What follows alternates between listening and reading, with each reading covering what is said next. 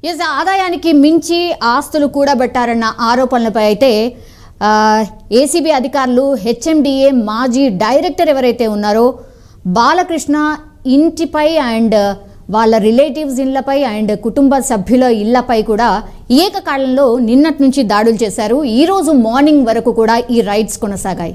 కట్టల డబ్బులు, బంగారం and cell phone, costliest things కూడా వాళ్ళ ఇంట్లో బయటపడ్డాయి. అండ్ ఆస్తులకు సంబంధించిన దస్తావేజులు కూడా చాలా పెద్ద మొత్తంలో దొరికాయి. ఒక మాజీ డైరెక్టర్ హెచ్ఎండిఏలో పనిచేసినటువంటి వ్యక్తి దగ్గర నుంచి ఇన్ని కోట్ల రూపాయలు ఎట్లా బయటకు వచ్చాయి, ఇదే ఇప్పుడు చర్చ. అండ్ సోషల్ మీడియాలో అయితే వైరల్గా మారుతోంది. ఎందుకంటే హెచ్ఎండిఏలో ఇంత సంపాదించడం ఏంటి, ఇంత పెద్ద అవినీతి జరగడం ఏంటి అనేది కూడా ప్రస్తుతం ఉన్నటువంటి చర్చ. ఇన్పుట్ ఎడిటర్ సంజయ్ జాయిన్ అవుతున్నారు. సంజయ్, ఏంటిది హెచ్ఎండిఏ మాజీ డైరెక్టర్ బాలకృష్ణ అనే పర్సన్ ఇంట్లో దాడి చేసినప్పుడు ఆ నోట్ల కట్టలు చూసినా, ఆ కిలోల కొద్ది బంగారం చూసిన, 2 కిలోల బంగారం అంట, then costliest watches and cell phones, ఆస్తులకు సంబంధించిన దస్తావేజులు ఒక ఆఫీసర్ ఇంట్లో ఇంత పెద్ద మొత్తంలో దొరకడం ఏంటి సంజయ్? స్వామి, ఒకటి గ్రేటర్ హైదరాబాద్లో పనిచేస్తున్నటువంటి ఏ డిపార్ట్మెంట్ తీసుకున్నా కూడా గత ప్రభుత్వాలు రాజశేఖర్ రెడ్డి కంటే ముందు నుంచి చంద్రబాబు నాయుడు ప్రభుత్వం నుంచి ఇప్పటి వరకు మొదలుకుంటే కూడా చాలామంది అధికారులపైన ఏసీబీ అధికారులు రైడ్ చేస్తే 100 కోట్ల రూపాయలు, 100 కోట్లకు సంబంధించినటువంటి విలువైన వజ్రాలు, ఆభరణాలు దొరికిన సందర్భాలు చాలానే ఉన్నాయి. కాకపోతే ఈ మధ్య కాలంలో అంటే తెలంగాణ ఏర్పడిన తర్వాత కేసీఆర్ గవర్నమెంట్లో ముఖ్యంగా ఇలాంటి ఇంత పెద్ద అవినీతి తిమింగలం ఎక్కడ కూడా బయటపడలేదు. కాకపోతే బాలకృష్ణ, శివ బాలకృష్ణ, ఈయన రేరాకు కార్యదర్శిగా పనిచేస్తున్నారు. రేరా అనేది రియల్ ఎస్టేట్ రెగ్యులారిటీ అథారిటీ అనేది 2016లో మున్సిపల్ శాఖ మంత్రిగా ఉన్నటువంటి కేటీ రామారావు దీనికి ప్రపోజల్ చేసినటువంటి అప్పుడు సిఎస్గా ఉన్నటువంటి సోమేష్ కుమార్ ఈ ప్రపోజల్ని పెట్టారు. రేరా అనేది ఒక సపరేట్ వింగ్. దీంట్లో ఏంటంటే గత 2017 నవంబర్లో దీన్ని రాజ్యసభకు పంపించేసి రాజ్యసభ నుంచి ఆమోదం తీసుకున్న తర్వాత అప్పటి నుంచి యాక్టివ్గా పనిచేసింది. అంటే 2017 నుంచి 2020 అంటే మొన్నటి 23 వరకు ఈ యొక్క రేరా యాక్టివ్గా పనిచేయడం, అంటే రాష్ట్రంలో ఉన్నటువంటి అన్ని మున్సిపాలిటీలో కానివ్వండి, అదేవిధంగా మండల హెడ్ క్వార్టర్లకు సంబంధించింది కాబట్టి కానివ్వండి, వీటన్నిటికీ రేరా అనేది మూలము. అంటే హౌజెస్ కన్స్ట్రక్షన్ కానివ్వండి, అంటే అది పర్మిషన్లు తీసుకోవడం కానివ్వండి, ప్రభుత్వ అది భూములకు సంబంధించింది కావండి, ప్రైవేట్ భూములకు సంబంధించిన మొత్తం ఈ రేరానే ఆపరేట్ చేస్తుంది.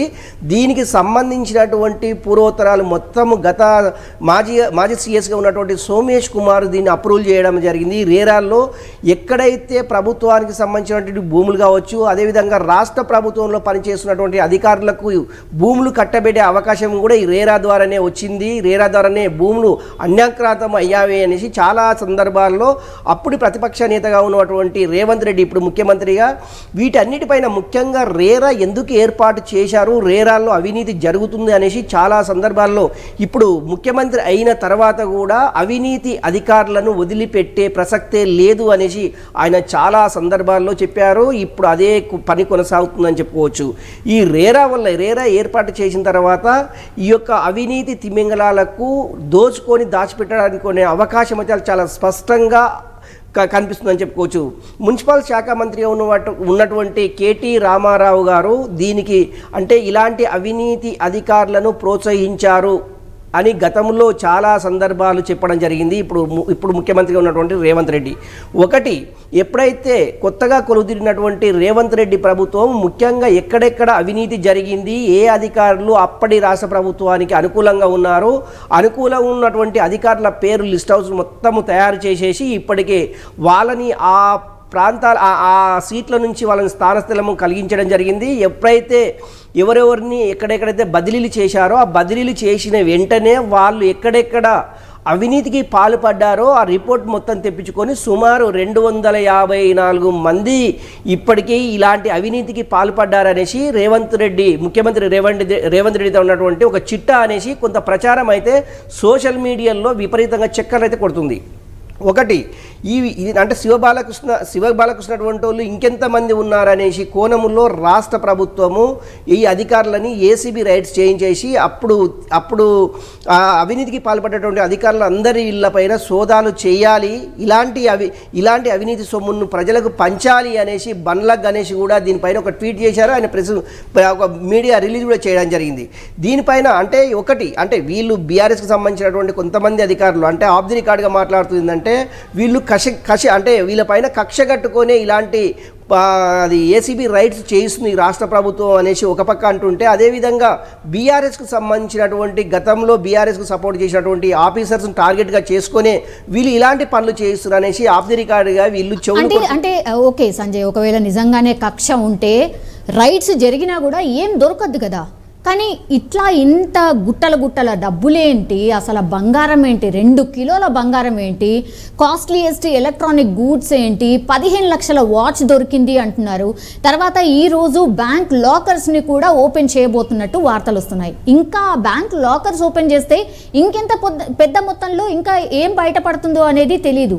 అసలు ఒక ఆఫీసర్ అంటే మీరు చెప్పినట్టుగా ఆ లిస్ట్ ప్రిపేర్ చేసుకున్నారు కాబట్టి ఈ ఒక్క దగ్గర రైడ్ జరిగితేనే ఇన్ని కోట్లు వస్తే మరి మిగతా వాళ్ళ దగ్గర రైడ్ చేస్తే ఏం జరుగుతుంది? మరి ఒకటి సౌమ్య, అంటే పబ్లిక్తో రిలేషన్ ఉన్నటువంటి డిపార్ట్మెంట్లు ఏవైతే ఉండో గ్రేటర్ హైదరాబాద్, ముఖ్యంగా గ్రేటర్ హైదరాబాద్లో, ఎందుకంటే రంగారెడ్డి హైదరాబాద్కు సంబంధించినటువంటి భూముల రేట్లు విపరీతంగా పెరగడంతో ఇలాంటి అవకాశం అంటే ఇలాంటి రేట్లు పెరగడంతో అధికారులు అవినీతి చేయడానికి సులభతరం ఉంటుంది. ఎందుకంటే హైదరాబాద్ చుట్టుపక్కల ఉన్నటువంటి భూముల రేట్లకు ఎకరకు 100 కోట్ల రూపాయలు పైబడినటువంటి అది చాలా స్పష్టంగా కనిపిస్తుంది. అందులో ఒకటి వచ్చేసి సిఎస్ ఒకటి సిటీ అది చీఫ్ సిటీ ప్లానరు అనేసి గతంలో రాఘవరెడ్డి అనేసి అంటే ఉమ్మడి ఆంధ్రప్రదేశ్లో ఆయన సిటీ ప్లానర్ చీఫ్ సిటీ ప్లానర్గా ఉన్నటువంటి అతని రఘురామ్ అనేసి ఇతను సుమారు 5.5 సంవత్సరాలు అదే సీట్లో కూర్చొని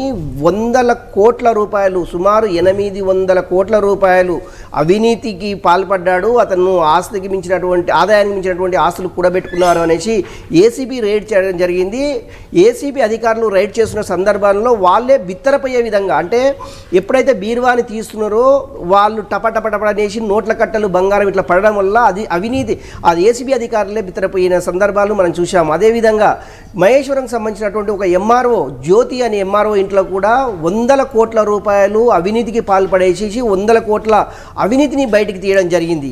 ఇలాంటి చెప్పుకుంటూ పోతే రాష్ట్ర వ్యాప్తంగా ఉన్నటువంటి ఎక్కడైతే అవినీతికి పాల్పడాలి అనేసి అవకాశం ఉంటుందో ఆ ప్రభుత్వాలు అధికారులు ఎంచుకొని వాళ్ళ ద్వారా ఈ అవినీతికి పాల్పడే విధంగా చేసి వచ్చే ఆదాయాన్ని వీళ్ళు దోసుకుంటారు రాజకీయ నాయకులు అనేసి కొంతమంది అధికారులు చెప్పడం జరిగింది. నిజంగా కూడా ఆనెస్ట్గా పనిచేసేటటువంటి అధికారులకు ఇలాంటి పబ్లిక్ రిలేషన్ తోటి ఉండేటటువంటి సంబంధాల్లో ఆ యొక్క సీటు అంటే ఆ డిపార్ట్మెంట్లోకి వాళ్ళు రారు. ఎవరైతే డబ్బు ఆశ ఉంటుందో అలాంటి డిపార్ట్మెంట్లకు వచ్చేసి అవినీతికి పాల్పడడానికి ఆస్కారం ఎక్కువ ఉంటుంది. నిజంగా కూడా ఆయా రాష్ట్ర ప్రభుత్వాల్లో పనిచేస్తున్నటువంటి అధికారులు ఇలాంటి అధికారులనే కోరుకొని మనం చాలా సందర్భాలను చూసినాము.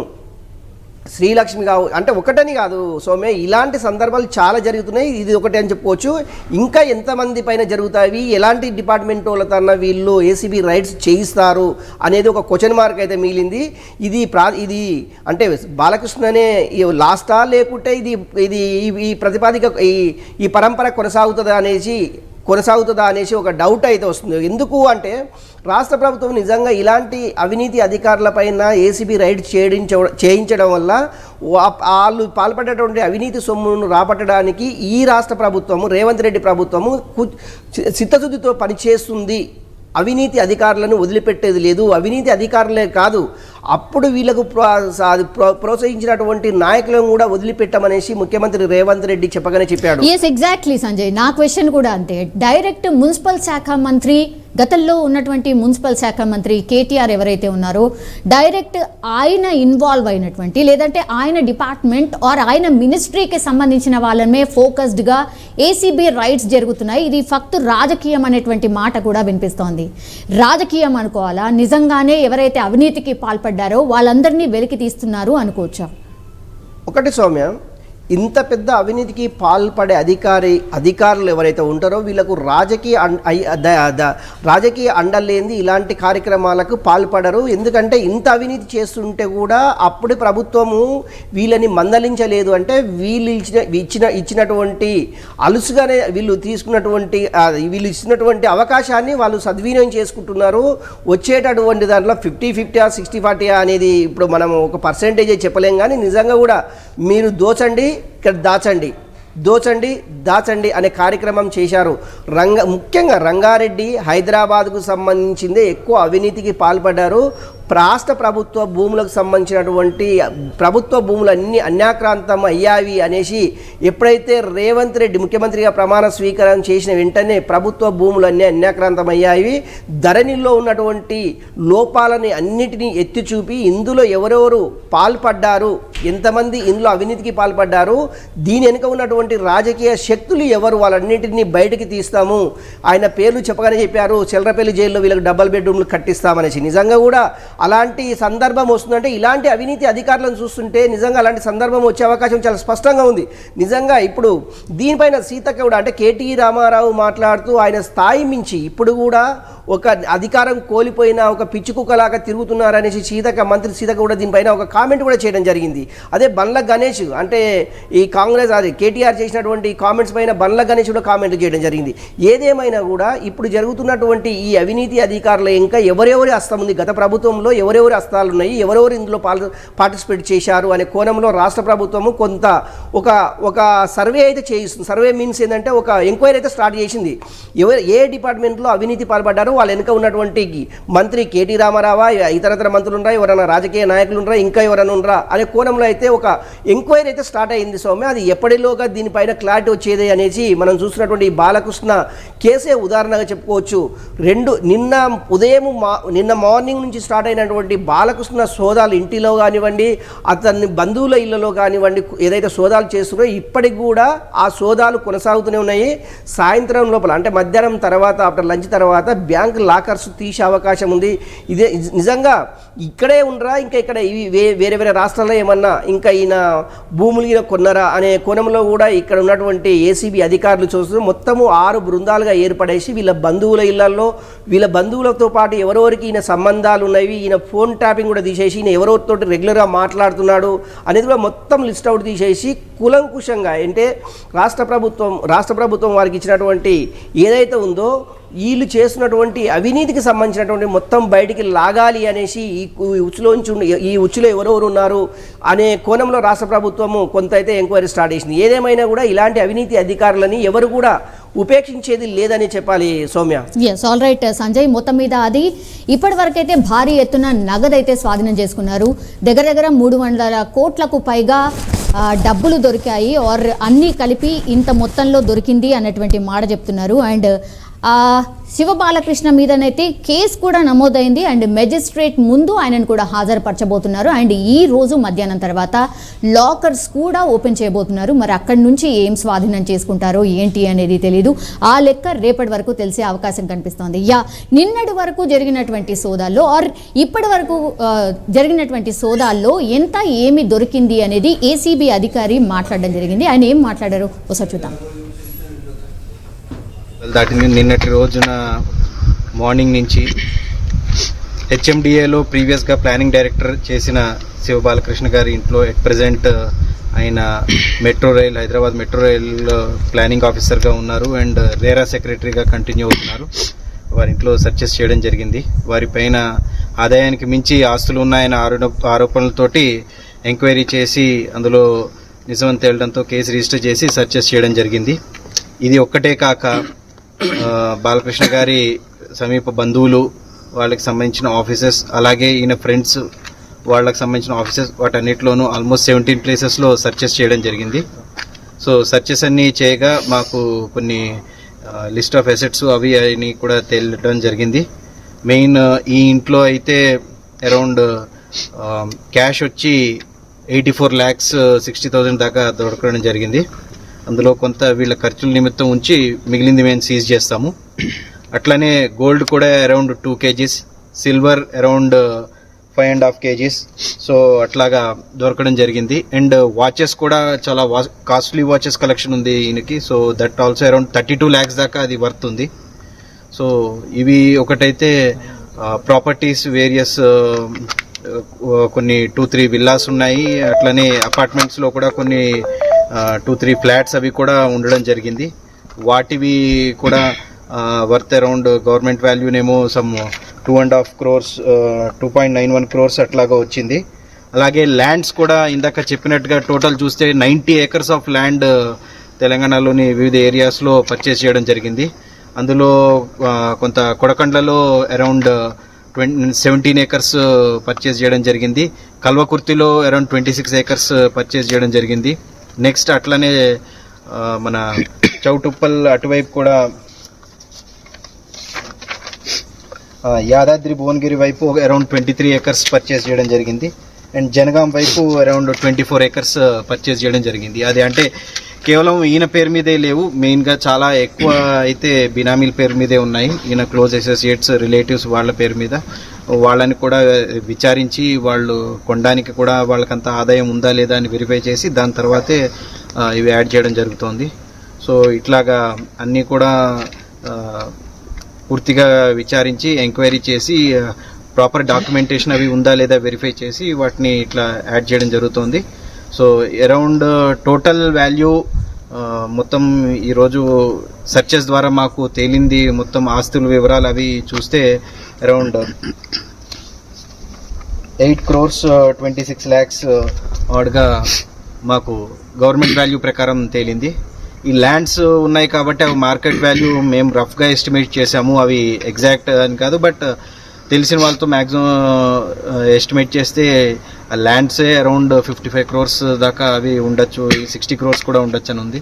అదర్ ఫ్లాట్స్ కానీ విల్లాలు కానీ అవి కూడా చూస్తే కూడా అవి కూడా అరౌండ్ 10 crores అట్లా ఉండే. సో టోటల్ అరౌండ్ మార్కెట్ వాల్యూలో 75 crores ఉండొచ్చు అన్నట్టుగా మేము అనుకుంటున్నాం. It's a rough estimation, but almost అంతా అయితే రీచ్ అవుతుంది అన్నట్టుగా అనుకుంటున్నాము. సో అట్లాగే ఇప్పుడు ఈ సర్చెస్ ఇంకా కొన్ని చోట్ల కంటిన్యూ అవుతున్నాయి, ఇంకో 3-4 ప్లేసెస్లో కూడా. So searches are still continuing. అవి అయిన తర్వాత డీటెయిల్డ్గా రేపు మార్నింగ్ మీ అందరికీ కూడా ప్రెస్ నోట్ ఇవ్వడం జరుగుతుంది. బాలకృష్ణ గారిని ఇప్పుడు మేము కస్టడీలోకి తీసుకుని రేపు కోర్టులో ప్రొడ్యూస్ చేయడం జరుగుతుంది. తదుపరి పోలీస్ కస్టడీకి కూడా మేము తీసుకోవడం జరుగుతుంది. ఎందుకంటే కొన్ని విషయాలు చెప్పలేదు, ఎక్కువ కోఆపరేషన్ కూడా చేయకపోవడంతో ఖచ్చితంగా ఇంకా కొన్ని డీటెయిల్స్ ఆయన నుంచి తెలుసుకోవాల్సినవి కూడా ఉన్నాయి. సో ఆ బేసిస్లో ఆయన మళ్ళీ పోలీస్ కస్టడీకి కూడా తీసుకోవడం జరుగుతుంది.